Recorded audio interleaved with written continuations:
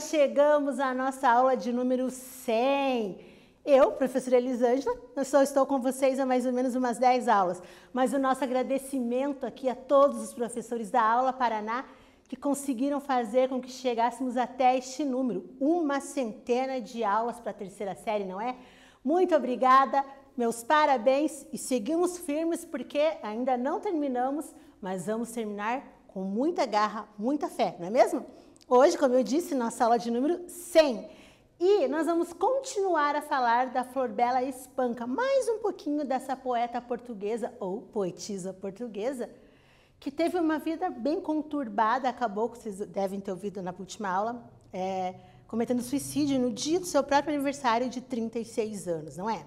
Mas antes de nós falarmos da Florbela Espanca, eu estava esquecendo, galera! Se você tem acesso às plataformas digitais, não se esqueça de ir lá marcar sua presença. Como que você vai fazer isso? Você vai assistir a nossa aula de número 100, vai participar, vai entender um pouquinho mais a Florbela e vai até a atividade obrigatória, respondê-la e clicar para garantir sua presença, não é mesmo? Mas já se você é aluno, não tem acesso, não tem como realizar suas atividades no Classroom, já sabe, né? Vai lá no colégio, pega a atividade impressa e no dia combinado, realize ela antes, né? E no dia combinado, entregue na secretaria do seu colégio. Beleza? Vamos lá, então, conhecer mais um pouquinho da Florbela Espanca? Ah, perdão! Antes nós vamos descobrir os objetivos da nossa aula de hoje, que é relembrar quem foi a Florbela Espanca, relembrar as características da poesia de Florbela Espanca, ler e interpretar alguns poemas de quem? Da Florbela Espanca, estudar o soneto Fanatismo. Nós já aprendemos o que é um soneto, lembram? E vamos também reconhecer as figuras de linguagem presentes em alguns poemas dessa poeta portuguesa. Vamos lá, então? Vamos lembrar um pouquinho quem foi a Florbela Espanca? Ela foi uma das primeiras feministas de Portugal. Exímia sonetista. Agora vocês sabem o que é ser uma sonetista, né? É quem escreve poemas que são os sonetos. Tendo assemelhado a sua linguagem à linguagem de Luís Vaz de Camões e também ao Antério de Quental. Seus poemas frequentemente traziam à tona temas como a solidão, a feminilidade, o erotismo, o desencanto, o sofrimento e a busca incessante pela felicidade. Sendo assim, já relembramos quem foi a Florbela Espanca? Vamos lá ao nosso primeiro quiz de hoje? Florbela Espanca era muito à frente da sua época, lembram? E isso deve ser quê? Letra A, ao fato de escrever sonetos e tendo assemelhado sua linguagem à linguagem de Luís Vaz de Camões. Letra B, sua postura pouco comum para uma mulher naquela época. Divorciou-se 2 vezes, algo impensável para os padrões sociais das primeiras décadas do século XX. Letra C, ao fato de ter sido das primeiras mulheres de Portugal a frequentar o curso secundário no Liceu Masculino André de Gouveia, em Évora. E aí, por que será que a Florbela era uma mulher à frente do seu tempo? Relembre a aula 99, um pouquinho do que falamos agora na aula 100, e logo voltamos com a resposta correta.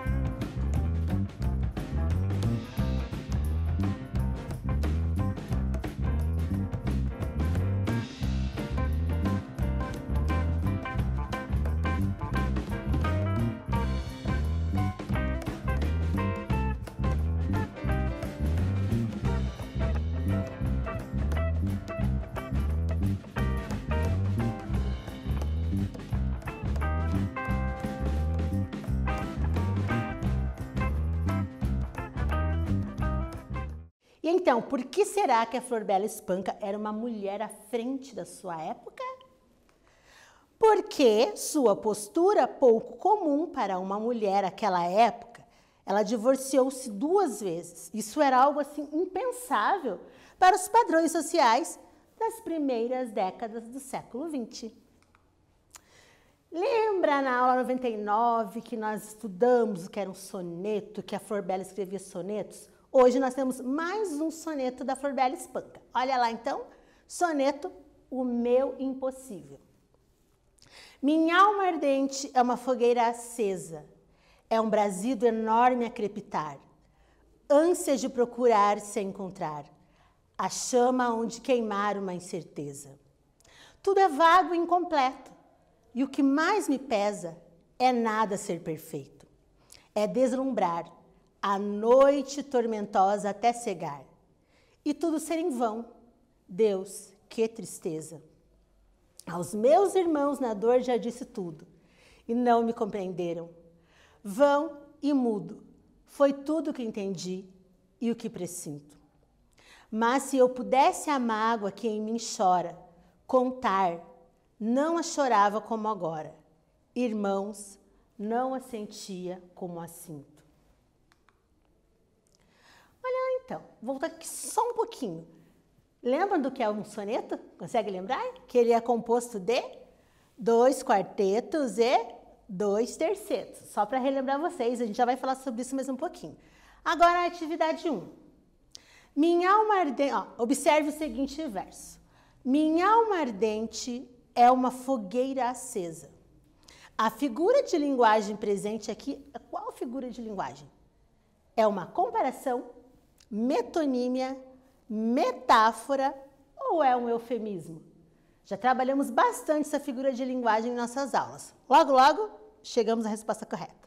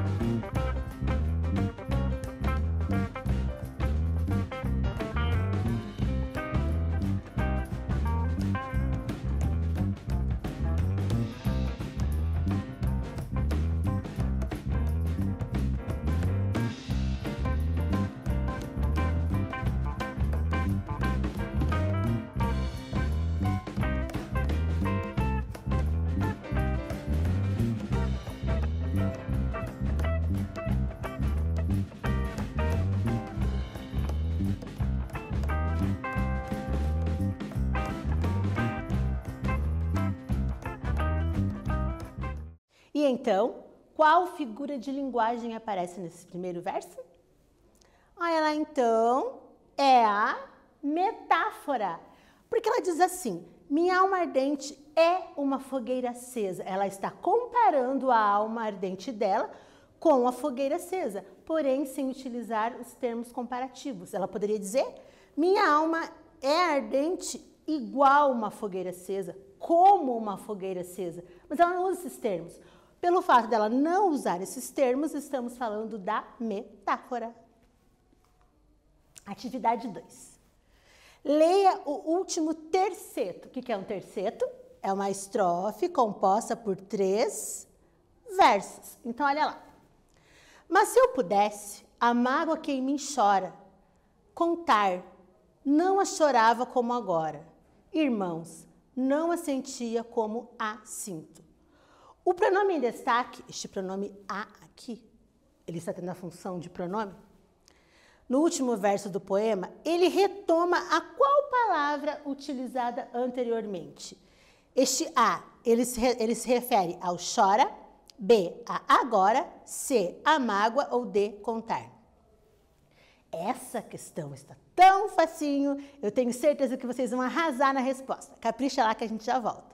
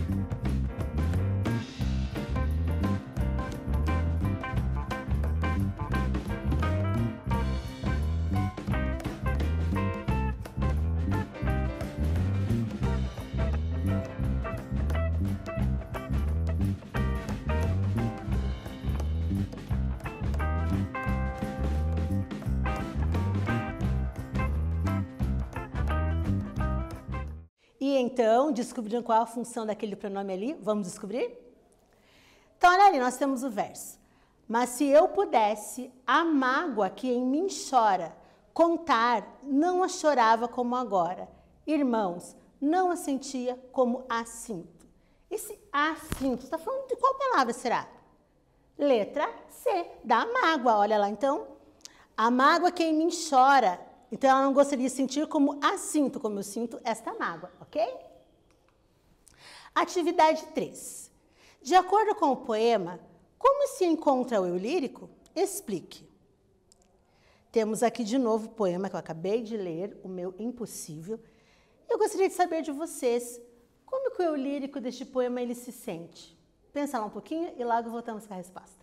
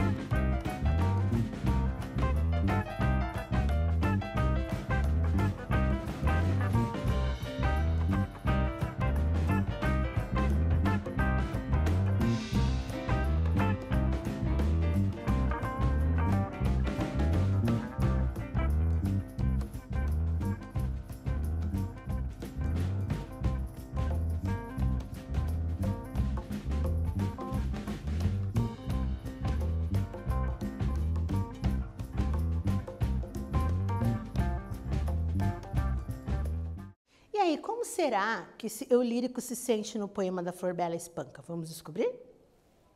Então, nós temos novamente o poema O Meu Impossível aqui, e nós gostaríamos de saber como se encontra o eu lírico neste poema. Olha lá, então.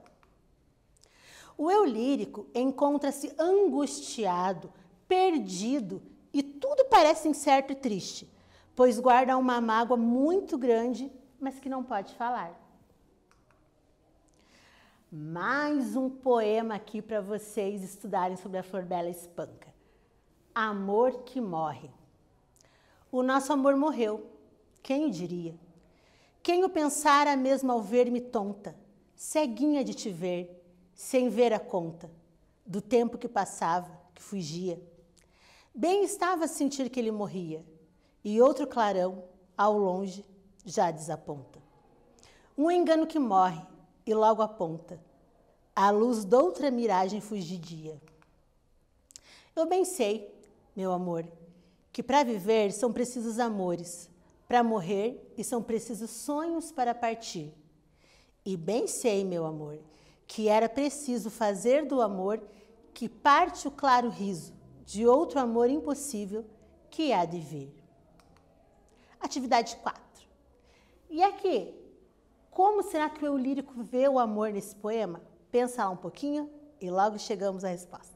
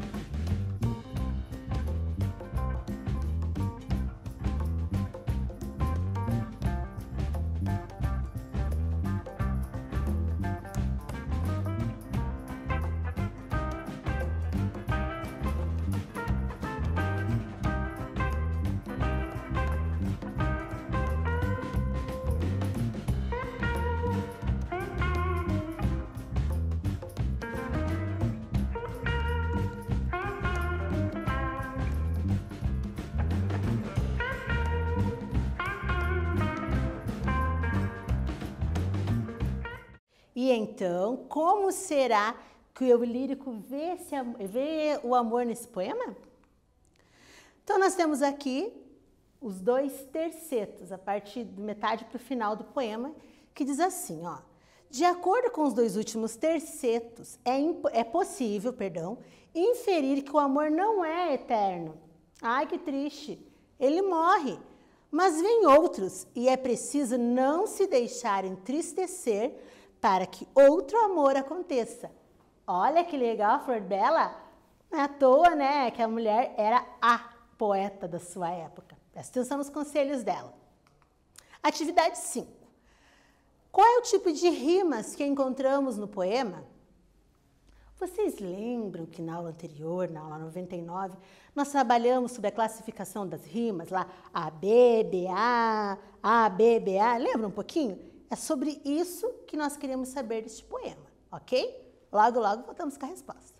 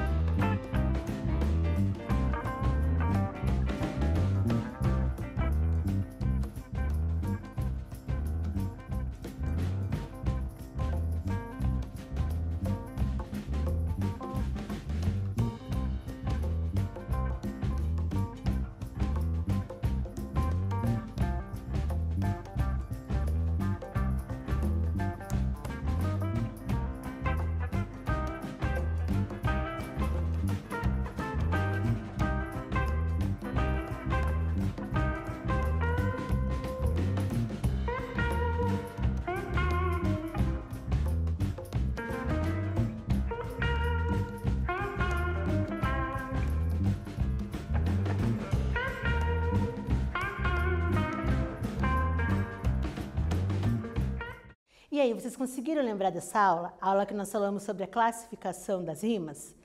Se você não lembra, volte na aula 99 que tem a explicação completa, tá bom? Então, olha lá, atividade 5, qual é o tipo de rimas que encontramos no poema? Então, lembram quando a professora explicou na aula 99? O final, a rima tem que ser igualzinha no final do verso. Olha lá então. O nosso amor morreu. Quem o diria? Letra A. Agora eu vou usar a letra A no verso que tiver o mesmo som no final. Quem o pensara mesmo ao ver-me tonta? Tonta não rima com diria, né? Então não é A. Então vamos para B. Ceguinha de te ver sem ver a conta. Opa! Conta rimou com tonta. Então a letra B também. Do tempo que passava, que fugia. Fugia vai rimar lá com o primeiro verso, diria. Ele é letra A, então aqui também será a letra A. Essa rima aqui é o tipo que chamamos de interpoladas ou intercaladas, ok? Lembraram? Espero que tenham lembrado. Ela é um pouquinho mais trabalhosa, mas vale a pena, tá bom? E agora, vocês lembram das características do soneto? Vamos relembrá-las? O soneto, uma palavra do italiano, soneto, pequena canção, ou literalmente, é um pequeno som, por isso soneto, é um poema de forma fixa, composto por 4 estrofes, sendo que as 2 primeiras são constituídas por 4 versos, os quartetos, cada uma. E as 2 últimas de 3 versos, os tercetos, cada uma. Lembra que a gente trabalhou bastante na aula anterior? Lá, a primeira estrofe com 4 versos, segunda estrofe com 4 versos, terceira e quarta estrofe com 3 versos. Os sonetos costumam ter uma estrutura semelhante. O texto começa com uma introdução, que apresenta o tema, seguida de um desenvolvimento das ideias e termina com uma conclusão, que vai aparecer lá no último terceto. E por falar em soneto, temos mais um soneto aqui, agora chamado fanatismo. Minha alma de sonhar-te anda perdida. Meus olhos andam cegos de te ver. Não é sequer razão do meu viver, pois que tu és já toda a minha vida. Não vejo nada assim enlouquecida. Passo no mundo, meu amor, a ler no misterioso livro do teu ser a mesma história a mesma história tantas vezes lida. Tu no mundo é frágil, tudo no mundo é frágil, tudo passa.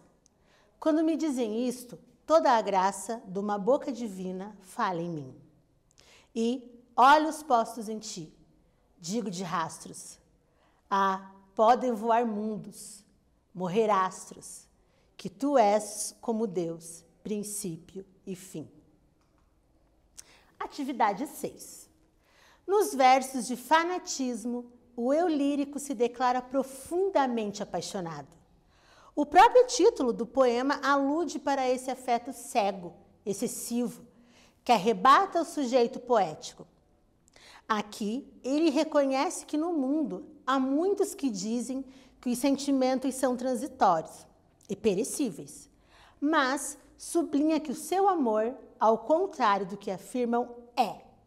Esse amor, então, citado no poema Fanatismo. Como que é esse amor? Ele é atemporal, não importa o tempo. Ele é temporal, ele tem um tempo certo para acontecer. Ou ele é um amor passageiro? O que vocês acham? Vamos lá, releiam, reflitam um pouquinho e logo voltamos com a resposta.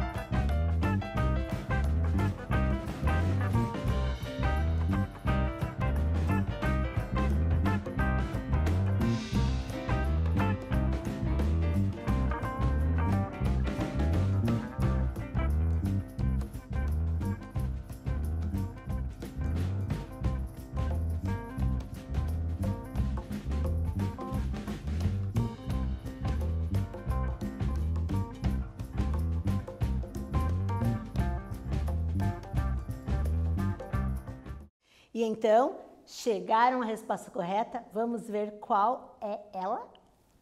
Então, olha lá. Nos versos de fanatismo, o eu lírico se declara profundamente apaixonado. O próprio título do poema alude para esse afeto cego, excessivo, que arrebata o sujeito poético, né? Fanatismo. Aqui ele reconhece que no mundo há muitos que dizem que os sentimentos são transitórios e perecíveis, mas sublinha que o seu amor, ao contrário do que afirmam, é Letra A, atemporal. Ele vai durar, não importa o tempo, né? Esse A de não temporal. Ok? Combinado? Vamos continuar? Atividade 7. Meus olhos andam cegos de te ver. Hã? Como assim? Quais as figuras de linguagem utilizadas pela autora neste verso? Lembram das figuras de linguagem o tempo todo comentadas durante as aulas? E aí, que figura de linguagem que apareceu aqui? Só uma dica. Será que tem como alguém ser cego de te ver? Estranho, né? Pensa lá um pouquinho e logo voltamos com a resposta correta.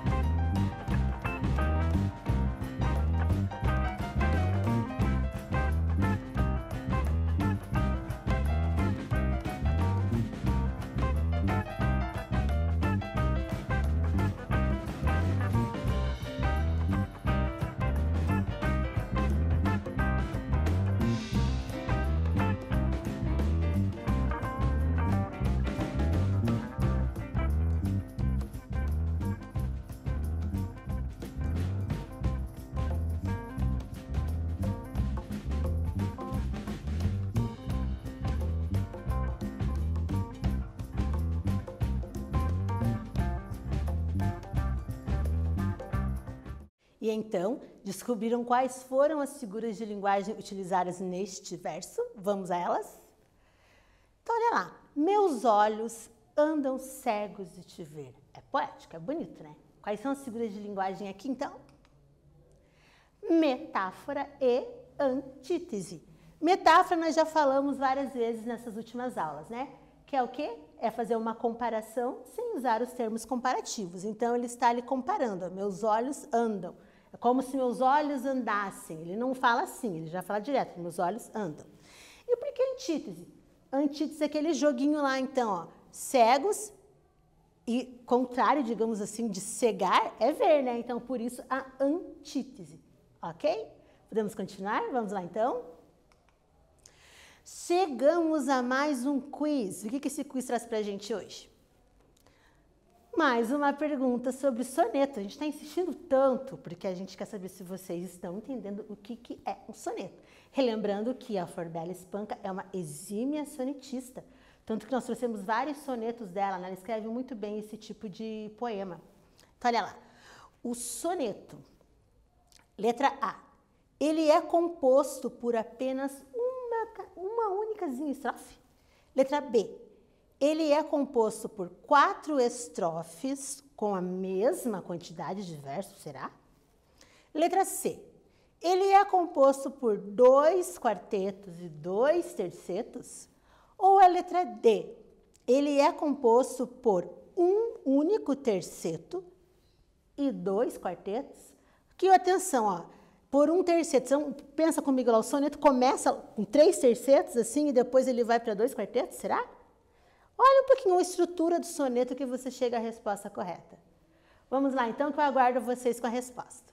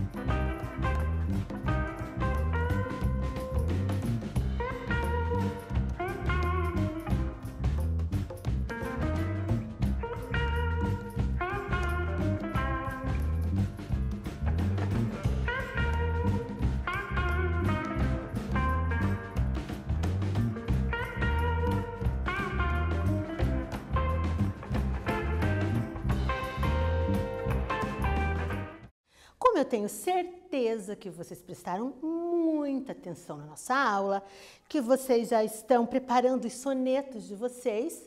Com certeza vocês acertaram essa pergunta. Vamos lá, então? Um soneto é um poema composto nessa ordem, por 2 quartetos e 2 tercetos. O que nós aprendemos nessa aula de número 100, galera? Relembramos quem foi a Flor Bela Espanca, relembramos as características de suas poesias, lemos e interpretamos alguns de seus poemas, vimos algumas figuras de linguagem utilizadas pela autora. Então, hoje a nossa aula de 100 fica por aqui e logo voltamos na aula 101 falando sobre a redação do Enem. Aguardo vocês. Bons estudos!